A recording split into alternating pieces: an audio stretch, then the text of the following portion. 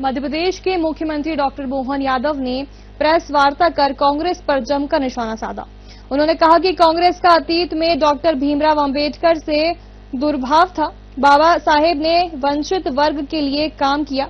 जवाहरलाल नेहरू ने उद्योग और वित्ता का काम नहीं कर दिया। बाबा साहेब अपने विषय को जब लेकर जाते थे उनको काम नहीं करने दिया जाता था।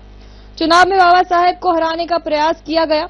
सीएम डॉक्टर मोहन यादव ने कहा कि 25 दिसंबर को होने वाले केन बेतवा नदी जोड़ो परियोजना की शुरुआत पीएम मोदी करने वाले हैं। यह ऐतिहासिक काम होगा। 2021 किलोमीटर लंबी नहर से बेतवा में केन नदी का पानी मिलेगा। इससे मध्य प्रदेश के 44 लाख लोगों के साथ उत्तर प्रदेश के भी 21 लाख लोगों को फायदा मिलेगा।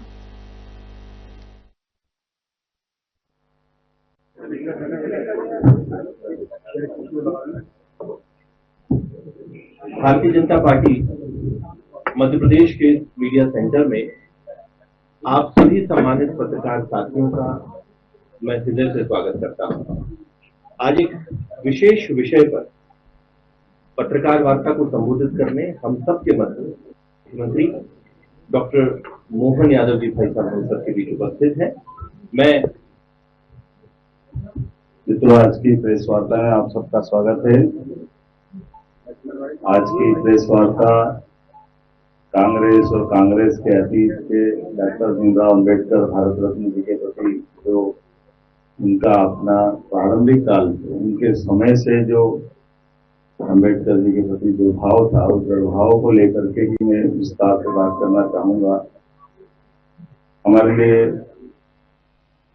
अत्यंत दुख के साथ कहना पड़ रहा है कि बाबा साहब अंबेडकर सदैव वंचित वर्ग, शोषित वर्ग, पीड़ित वर्ग की बात करते रहे और जिस विषय को लेकर वो बात करते थे इसी बात का शुरू से प्रारंभ में प्रथम प्रधानमंत्री पंडित जवाहरलाल नेहरू जी ने सदैव उनके इस बात का विरोध किया, उनके साथ व्यवहार भी गलत किया। हम सब उनके इस अतीत के घटनाक्रम को जाने तो कांग्रेस हमेशा दो मुहा रोल अदा करती है। आज वोट की खातिर अंबेडकर जी की बात कर रही है, लेकिन अंबेडकर जी के प्रति कांग्रेस ने क्या क्या किया कुछ बानगी बताना चाहूंगा। जवाहरलाल नेहरू जी ने उनको जो स्वयं अंबेडकर जी ने इस बात को कोट भी किया है कि मैं मूल रूप से वित्त का और उद्योग के बारे में जानकार था, लेकिन उनको न तो उद्योग का काम दिया न वित्त का काम दिया। इससे आगे बढ़कर अंबेडकर जी जब भी अपने विषय को लेकर जाते थे, यहाँ तक कि उनको किसी समिति का भी सदस्य नहीं बनाया गया। उन्हें कानून मंत्रालय तो दिया है, लेकिन उसमें भी ईमानदारी से काम नहीं करने दिया। हिंदू कोड बिल जब भी उन्हें बात करने की बात कही तो उनके स्वयं के शब्दों में जो उन्हें लिख करके भी दिया है, उन्हें अपने कहा कि उसमें केवल धर्म विशेष के मुस्लिम बंधुओं की बात करते थे, हिंदुओं की, एससी की, एसटी की, जो वो विस्तार से उनके हक की बात करना चाहते थे। कांग्रेस ने उसको तवज्जो नहीं दी, जो उन्हें अपनी पुस्तक में भी कोट किया है कि ये केवल एक ही वर्ग को संतुष्टि करने से बात नहीं बनेगी। इसी प्रकार से धारा 370 पाकिस्तान का बनना, इन सारी बातों को बाबा साहब ने पसंद नहीं किया था, लेकिन हम सब जानते हैं कि यह किसकी इच्छा से हुआ और यही स्थिति बनी कि जो वो चुनाव लड़े 52 में, उस 52 के चुनाव में भी कांग्रेस के तत्कालीन प्रधानमंत्री ने खुलकर के विरोध करके उनको चुनाव हराने का प्रयास किया। चुनाव हुआ, उपचुनाव में भी उनको चुनाव हराने का प्रयास किया। बाद के समय में काजोलकर जी उनके साथ चुनाव में लड़े थे।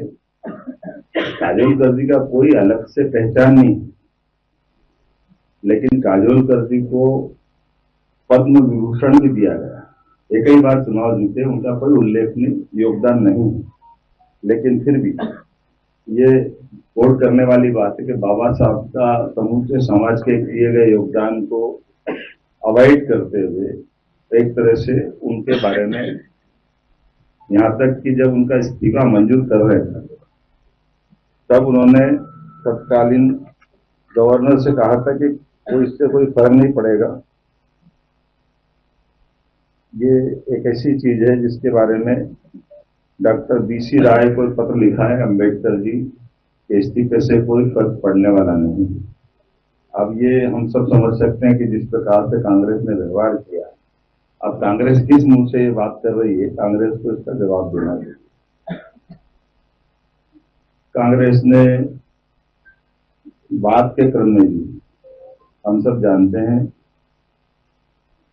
अंबेडकर जी के समय पे भी और अंबेडकर जी के बाद में भी उनके स्वयं के लिए ये तो बड़ा घोर आश्चर्य की बात है, पंडित जवाहरलाल नेहरू जी ने अपने स्वयं रहते रहते खुद को भारत रत्न दिलवाया। बाद में इंदिरा गांधी जी आई, उन्होंने भी भारत रत्न अपना उनको मिला। उनके बेटे राजीव गांधी को भी भारत रत्न मिला। बात के क्रम में आपको सबको मालूम ही है, वो तो 1991 की बात अगर याद करें, नरसिम्हा राव जी की सरकार नहीं होती तो सरदार वल्लभ भाई पटेल और अब्दुल कलाम आजाद, इनकी भी नेहरू जी से कम बनती। अगर ये होते तो कांग्रेस की सरकार होती या इनके परिवार से कोई होता तो उनके भारत रत्न उस समय भी नहीं दिया जाता। उनकी देहावसान हुआ 50 के दशक में, 60 के दशक में, और 40 साल सरदार वल्लभ भाई पटेल को भी भारत रत्न देने में कांग्रेस के एक परिवार के बाहर की ताकत के भरोसे लगा है। अब्दुल कलाम जी का भी वही हाल हुआ। लेकिन और आगे बढ़कर देखता हूं तो सरदार वल्लभ भाई पटेल, अब्दुल कलाम आजाद, बाद के क्रम में स्वर्गीय अटल बिहारी वाजपेयी जी ने न केवल भारत रत्न दिया बाबा साहब अम्बेडकर को, यूपीए की सरकार की तुलना में एनडीए की सरकार संयुक्त दलों को सहमत करते हुए समान रूप से जिनने ऐतिहासिक काम किया और ऐसे अतीत के अंदर जिनने बड़ा काम किया, मुझे इस बात की प्रसन्नता है कि हमारे यशस्वी प्रधानमंत्री नेताजी सुभाष चंद्र बोस को भी भारत रत्न दिया है। और ये वो बातें हैं जिसके आधार पर अपने लिए कोई भी दल का, हम सब जानते हैं प्रणब मुखर्जी के प्रति भी नरेंद्र मोदी जी ने उदारता पूर्वक उनको उस पद से नवाजा है। हमारे द्वारा सरकार जब बनती है तो सरकार के लिए बड़ा मंच है, और अंबेडकर जी ने तो उस समय के समाज को जोड़ करके खासकर मंच के लिए, हम सब जानते हैं कि सुंदरलाल जी पटवा हमारे मुख्यमंत्री थे जिन्होंने महू के डॉक्टर अंबेडकर के जन्म स्थान को स्मारक बनाने की दिशा में कदम बढ़ाया। बाद में माननीय प्रधानमंत्री जी ने पंच तीर्थ कर दी। इंग्लैंड में जहां उन्होंने शिक्षा ग्रहण की, चैत्य स्थल मुंबई, जन्म स्थान दीक्षा स्थल नागपुर, महू तो है ही, ऐसे 5 स्थान को पंच तीर्थ बनाने का काम हमारी पार्टी ने किया है। और इसके पीछे भाव ये है, आप कभी इस तरह से भी देख सकते हैं, अंबेडकर जी की बात कर रहे हैं तो अंबेडकर जी को लेकर के देश भर में जयंती मनाई जाती है या पुण्यतिथि मनाई जाती है। एक बार भी जयंती या पुण्यतिथि पे कभी महू आने का काम कांग्रेस के राष्ट्रीय अध्यक्ष ने नहीं किया है। मध्य प्रदेश से एक बार यात्रा गुजर रही थी, तब जरूर महू रुके। अगर आप उनके तीर्थ पे जाने के भाव नहीं रखते तो आपकी श्रद्धा कैसी है? इसलिए मेरा इतना ही निवेदन है, उससे आगे बढ़कर भी जब भी सरकारें रही तो इनके परिवारों के नाम पर योजनाएं बनाई, स्मारक बनाए, भवन बनाए, जाने क्या क्या बनाए, लेकिन कोई एक भी स्कीम या एक भी स्मारक कांग्रेस के द्वारा अंबेडकर जी से कहीं उनको कोई सम्मान देने का काम नहीं किया। अब अपने चुनावी समीकरण के आधार पर जैसे कांग्रेस हमेशा अतीत में इसी प्रकार के सबूते चला करके बात अपने ढंग से अपना वोट बैंक तलाशने का प्रयास कर रही है। देश की जनता समझदार है, देश की जनता को बेवकूफ नहीं बनाया जा सकता। मैं उम्मीद करता हूं कि कांग्रेस को अपने अतीत के इस पूरे घटनाक्रम पर माफी मांगना चाहिए और अम्बेडकर जी के प्रति सम्मान प्रकट करते हुए ऐसा कोई उनके द्वारा कदम किया जाना चाहिए जो वास्तव में लगे। केवल वोट की खातिर आप किसी को कैसे भी करके विषय पलटने जाओगे, ये बात गले नहीं उतरेगी। देखिए, हमने फिर कहा कि हमको भाजपा के लिए तो इतना आदर है अपने मन में बाबा साहब के लिए कि पंच तीर्थ हम बना रहे हैं। हमारी सरकारें उन स्थानों पे जाने आने के लिए योजना लगा रही है, हमारे द्वारा इन सारी बातों का आग्रह भी किया जा रहा है। तो बाबा साहब के दर्शन को लेकर के भारतीय जनता पार्टी को कोई कंफ्यूजन नहीं। भारतीय जनता पार्टी कदम से कदम मिलाकर के बाबा साहब के आधार पर इस देश में अपनी लाइन पकड़ती है। लेकिन बाबा साहब के भाव को लेकर कांग्रेस ने जो अभी तक अतीत में गलतियां की, जब ये बात निकली तो दूर तक जाएगी, हमने तो नहीं निकाली है। सुनील भाई हो गया, सुनील जी आते हैं। एक बात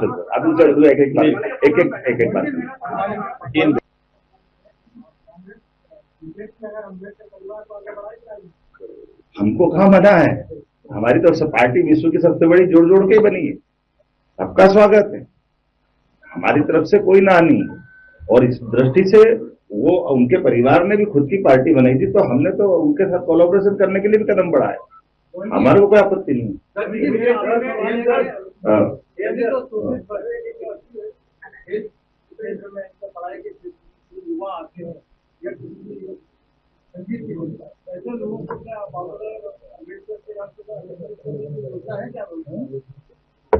आप बाबा साहब के नाम पर हमने योजना भी चालू की और बाबा साहब की 6 दिसंबर और 14 अप्रैल की सारे कार्यक्रम हम भी तो मनाते हैं। बाबा साहब के ये दिन फिर दोबारा बोला, फिर दोहरा रहा हूं, बाबा साहब का योगदान अपने समाज की दृष्टि से हो गया, हुआ ना। चलिए आप चले, धन्यवाद। क्या क्या वीडियो कैसे कैसे काट छाट करती है, कांग्रेस से अच्छा कोई जादूगर नहीं है। कांग्रेस तो क्या बोल सकते हैं, हम नहीं कर रहे, हम तो इतिहास बता रहे हैं, हम कांच बता रहे हैं। हमारे से हम देखो, मैंने आपसे कोई बात कही, तथ्य परक है क्या बाबा साहब को भारत रत्न सहित कोई भी उनको अलंकारित, कोई उनका सम्मानित कोई अवस्था कांग्रेस ने कही है, कोई स्मारक बनाया है क्या, कोई भी ऐसी उनकी स्मरणीय चीज को लेकर कांग्रेस कभी आगे बढ़ी है क्या? तो ये बातों का जवाब कांग्रेस को देना पड़ेगा। अब कांग्रेस इसके बजाय एक मिनट आज करेंगे, क्या क्या क्या क्या पंचतीर्थ पहला हमने जन्म स्थान लिया पटवारी का, बाद में बनाया पंचतीर्थ। नहीं, एक मिनट मेरा ऐसा कहना, हमारे सब महापुरुषों का भी तीर्थ की तरह, हमारे तो ये आप तो बता, अयोध्या मथुरा माया काशी कांची अवंतिका पुरी द्वारा वशिष्ठ सप्तैती मोक्षदायिका, ये 7 नगरियां तक तीर्थ, तो इससे अच्छी क्या बात है। हमारे मन में तो सभी के प्रति भाव है। मनीष जी पूछिए, मनीष जी पूछिए जल्दी। एक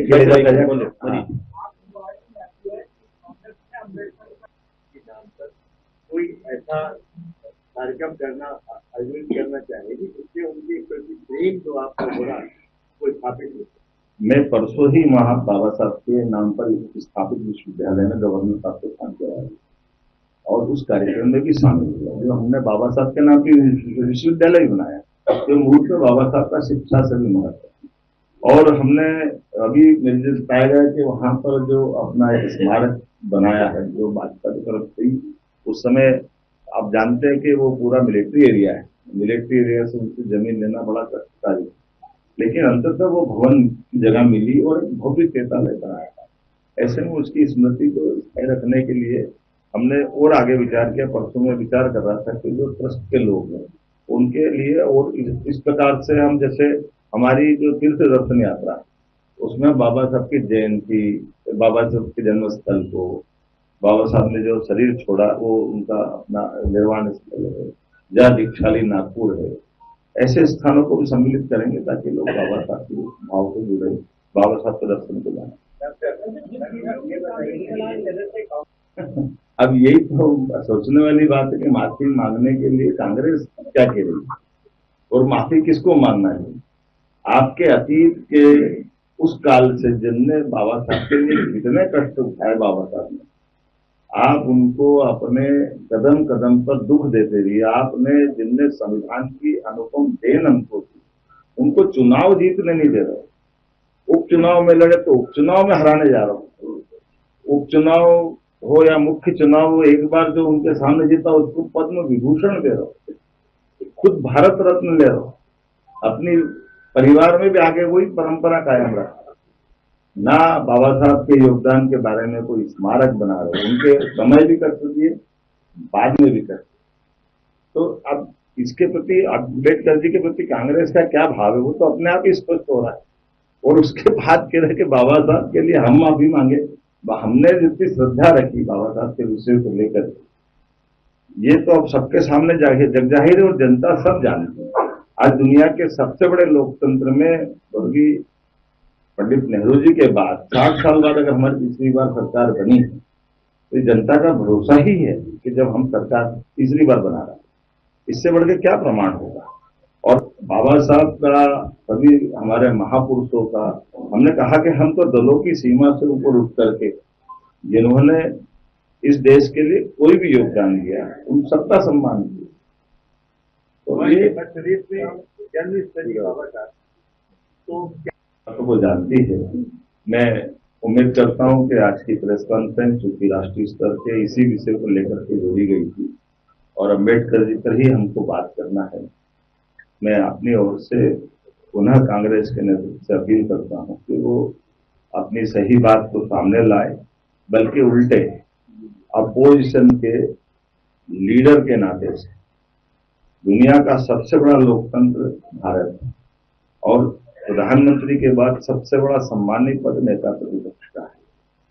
स्वर्गीय भारत रत्न अटल बिहारी वाजपेयी जी ने उस पद की गरिमा एक तरह से हिमालय की चोटी की तरह बढ़ाई।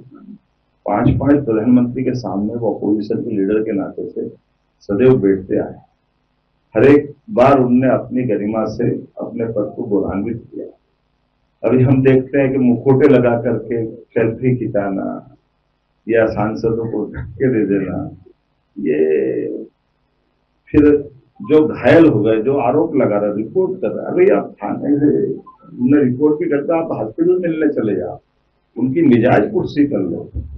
आप अहंकार में इतने डूबे हो कि हमने जो करते हैं वही सही, तो क्या दुश्मनी कर रहे हो आप? ये कैसा एक विषय है, इस विषय को समझने की जरूरत है। लोकतंत्र में जनता इस सब बातों को जवाब मांगती है। कांग्रेस बहुत पुरानी पार्टी है और कांग्रेस के लीडरों का अपना ये जो आचरण है इनको शोभा नहीं देता। मैं मानता हूं कि इस तरह की बातों के बालते माननीय अमित शाह जी वो व्यक्ति है। जब मैं अपनी स्तर की बात करूं तो मैं अभी इन्वेस्टर समिट के लिए लंदन जा रहा था, तो माननीय पीएम साहब से मिला था, तो पीएम साहब ने कहा कि वो जो जहाँ रुके हैं अब लंदन में कार्यक्रम बने तो जरूर उनका जो 2 साल पढ़ करके लंदन में वो पढ़ने गए उस स्थान को जरूर देखना। मैं जब वहां उस स्थान पे गया तो वहां के लोगों ने बताया कि वो आबादी वाली कॉलोनी, तो जब हमारी सरकार ने तय किया लेने का तो 8-10 साल मतलब उसको मुकदमा लड़ना पड़ा, क्योंकि वो उसको स्मारक नहीं बना देना चाहते थे इंग्लैंड के लोग। वो कहते कि इससे फिर हमारी निजता प्रभावित होगी, हमारी शांति प्रभावित होगी, कई लोग आएंगे जाएंगे, ये होगा। लेकिन माननीय एचएम साहब, माननीय अमित शाह जी और माननीय हमारे प्रधानमंत्री श्रीमान नरेंद्र मोदी जी का श्रद्धा है डॉक्टर अम्बेडकर जी के प्रति। उन्होंने कहा नहीं, हमारा भाव ये है कि अम्बेडकर जी से जुड़ा हुआ अगर उनका वो स्थान है जहाँ उन्होंने 2 साल पढ़ाई की, उस स्थान को हम अपने तीर्थ की तरह ही लेंगे। ये हमारे अपने नेताओं का दृष्टिकोण है, माननीय अमित शाह जी का दृष्टिकोण है और इसी तरह से उन्होंने अपनी बात कही भी है। लेकिन कांग्रेस अपना तरीका लगाती है और जनता हर बार उनको मुंह की खानी पड़ती है। 14 हो जब उनकी सरकार चली गई पूरी तरह से, तब वो उनको मजाक बना रहे थे माननीय मोदी जी का, बीजेपी का। 2000 19 में वो हार गए, फिर भी मजाक बना रहे थे। अभी 2024 में हार गए, फिर भी उनके अपनी तरीके लग रहे हैं। तो मैं मान के चलता हूं कि जनता फैसला कर देती है। बेहतर है कि भारतीय जनता पार्टी ने भी लंबे समय तक अपोजिशन में रहकर अपने संगठन योजना को बना के जनता के बीच में विश्वास हासिल करने का प्रयास किया। वो भी अपने तरह से लोकतंत्र में यही एक तरीका होता है, इन तरीकों से ही बढ़ा जाता है और जनता फैसला कर देती है और जनता के फैसलों से ही लोकतंत्र में सरकार का गठन होता है। सर, कांग्रेस का कहना है कि जब तक आप लोग माफी लगता है या भारतीय जनता पार्टी को लगता है कि वो वोट बैंक को प्रभावित करेंगे, इसलिए भारतीय जनता पार्टी स्पष्टीकरण देने के लिए आगे आ रही है? नहीं, ये कांग्रेस तो कांग्रेस का काम कर रही है। मैंने आपके सामने ये सारी बातें इसलिए कही कि कांग्रेस इस प्रश्न को उठा करके